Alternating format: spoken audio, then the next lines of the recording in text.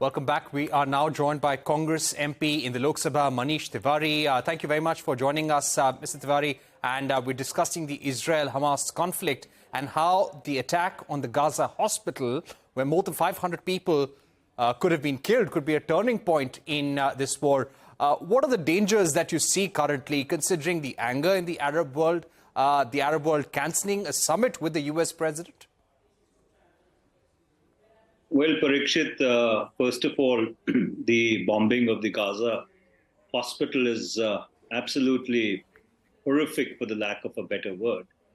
Unfortunately, war is a nasty business, and it is usually innocent civilians who unfortunately end up suffering the most. And this has again been proven in the ongoing conflict between Israel and the Hamas.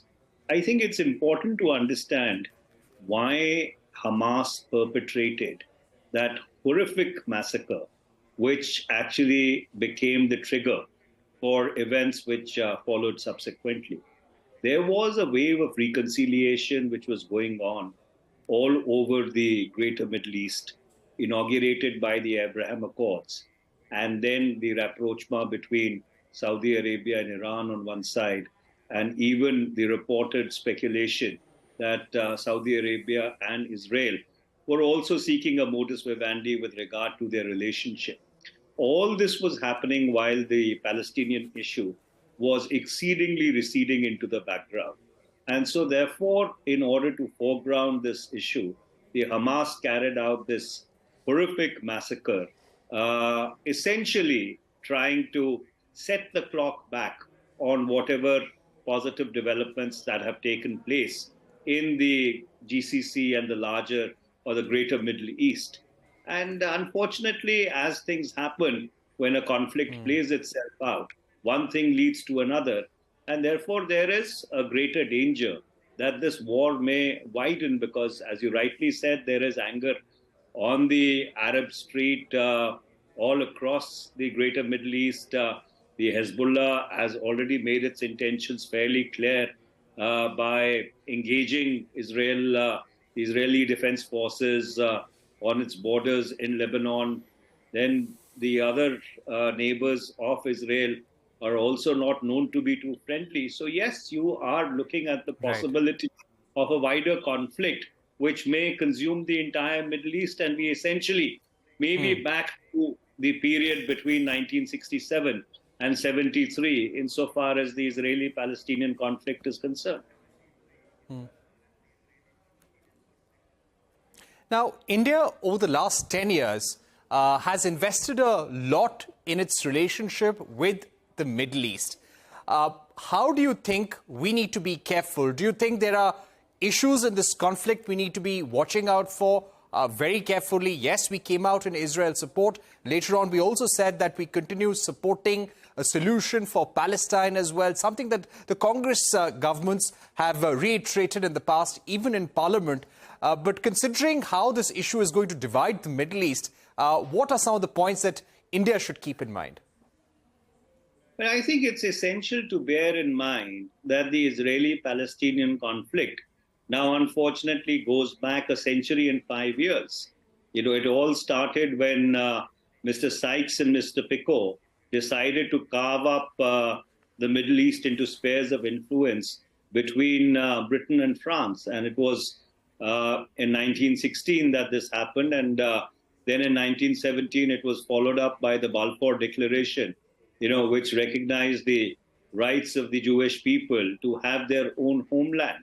And eventually in 1947 or 1948, when the British mandate in Palestine ended, the United Nations essentially went for what is called a two-state solution. Now, since 1948, that two-state solution has not been implemented, and the legitimate rights of the Palestinians to a sustainable, viable, secure homeland has been denied. But as I had stated earlier also, it cannot become the trigger for a terrorist act which is directed against innocent men, women, and children, which Hamas perpetrated. It also must be borne in mind that Hamas is not representative of the Palestinian people or the Palestinian struggle. In fact, in 2007, it was the Hamas which forcibly booted the PLO and the Fatah out of the Gaza Strip. PLO, which is the governing entity in the West Bank in Ramallah. So therefore, this is an extremely layered and nuanced conflict, which over a period of time has various manifestations. And so therefore, I think we need to be extremely careful.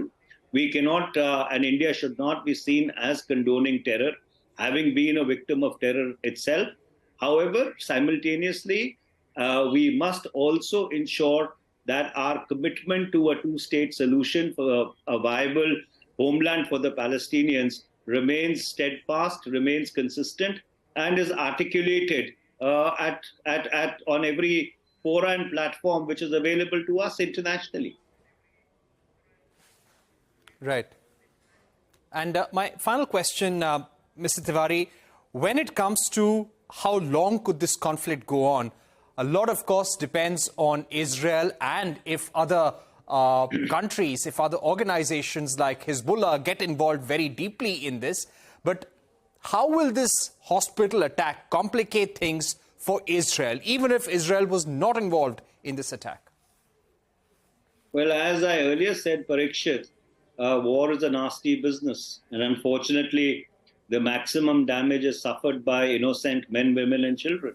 And this is what is exactly now playing itself out in Gaza after what the Hamas did with regard to Israeli settlements, which were on the periphery of the Gaza Strip.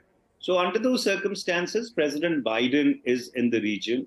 I think it is important for the United States and other global players to bring their entire weight to bear and tell Israel that while they have the right to punish Hamas for its atrocities, but the response has to be proportional. You can't be killing innocent men, women, and children and meting out collective punishment on people who, in the first place, are not culpable, and number two, have not done anything to deserve such treatment. And if Israel continues down this path of indiscriminate targeting of citizens, I am afraid whatever sympathy it may have garnered around the world in the wake of this horrific terror attack will be completely and absolutely forfeited. Israel is already losing narrative dominance in this battle with all those pictures of little children maimed and killed, flooding the social media. So I think rather than having a ham-handed approach, Israel needs to adopt a more surgical approach. And I think Israel's initial reaction on the Gaza Strip was more out of anger with its own self at the colossal intelligence failure which has taken place, rather than really with the Hamas. Right.